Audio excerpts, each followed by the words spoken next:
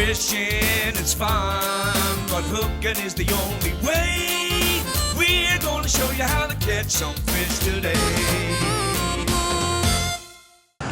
So hey guys, this is a report. This is going to be the report for July 13th. And here you can see in the background, I'm at Bodega Bay. And we actually did a video on salmon fishing, so you know it'll be up and running pretty soon. You know, you guys know that I've been in the tackle industry almost all my life. I've been fishing all my life, and I get reports from local guides that are out on the water every day that they do it for a living. And I also have friends and customers, and also I fish 3 to 4 times a week. So all the information I give you is really current, so you could go out and catch fish the same weekend. So let's get on with this report. So if you guys hit the like button, it'll tell me that you're enjoying the contents that I'm doing. You could also leave a comment and I'll get back to you, within a few days. So this is a report for July 13th. And as I said before, I'm over at Bodega Bay.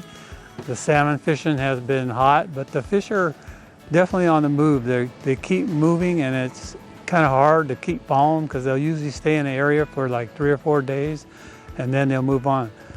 So we had a little difficult day. We ended up putting 4 fish in the boat today, but talking to other anglers, everybody seemed to have a hard time. So salmon fishing along our coast has been really good. It's been really hot. If you can find the fish, it doesn't take very long to limit out. Most guys are trolling those little spinners, dodgers in front of tray bait, and most guys are preferring the anchovies over herring. And the fish around here at Half Moon Bay, a month ago, they were catching them 20 feet down. Here over around San Francisco and Bodega, they seem to be a little deeper. They're in that 80 to 120 foot over here. So the salmon fishing, really good. We just had a little difficult day today. San Francisco, the halibut fishing still excellent. And remember, if you look at the tide charts and you have a minus tide, then it's going to be a little bit harder to catch them. So go on a slow tide. San Francisco's been pretty good, and the north bar is starting to heat up.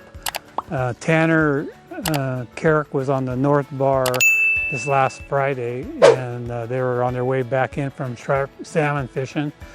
They had their limits of salmon in less than an hour out there by the Fairlawns. They went over to the north bar and they made a drift for 2 hours and caught 14 halibut up to 15 pounds. So the north bar is live anchovies is starting to turn on right now. Stripers in the Delta and the Bay, they're starting to show up in the Bay.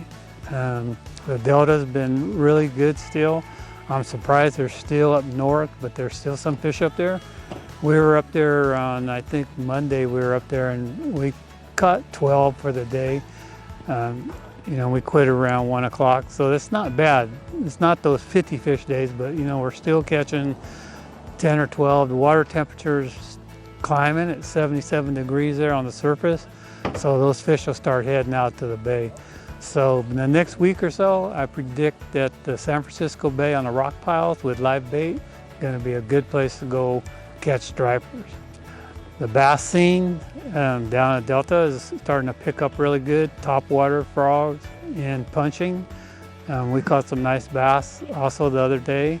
The lakes are real good. Don Paganelli's been catching a lot of them at Berryessa and also Folsom.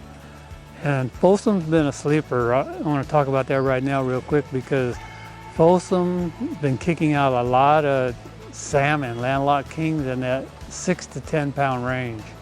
There's a lot of them in there. A lot of guys are catching them trolling speedy shiners, or some guys are pulling a dodger about 7-8 inches behind with a white hoochie on the back. And then you have to tip it with the cured sardine, like I showed you if you watched my video. I showed you how to even cure it. But the salmon and the trout bite at Folsom is on fire. Also, one of the things on the lakes is kokanee fishing. I was up at Berryessa last week and we caught some up there. It's starting to turn on, but the best lakes seem to be Stampede, number 1, and New Melones, number 2. New Melones, the fish have been running 15 to 17 inch, and at Stampede, they're in that 14 to 15 inch. Basic stuff for kokanee, you know, the 4 or 5 inch Dodger with the 8 inch setback on a pink tube or a pink hoochie. A lot of guys are using spinners, but keep that leader short. And then watch my video. I posted one on kokanee fishing on the setbacks and everything, and just watch it and you'll improve your catch. So other things going on around locally, I'm gonna get out this week and do a perch video. I found a bunch of perch up at Berryessa, so I'm gonna go up there and do a show and show you guys how to catch perch.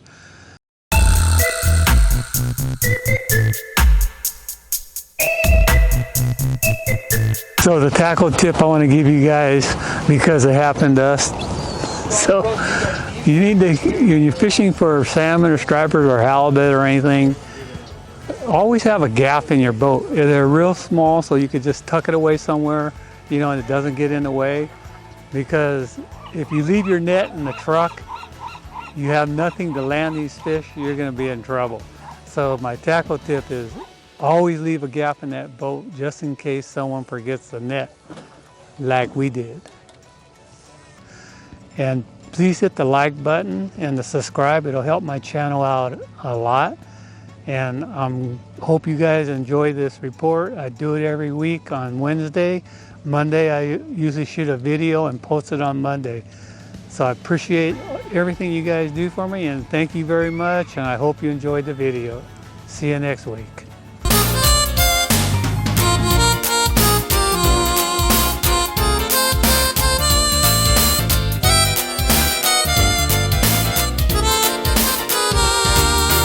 Fishing is fun, but hooking is the only way. We're gonna show you how to catch some fish today.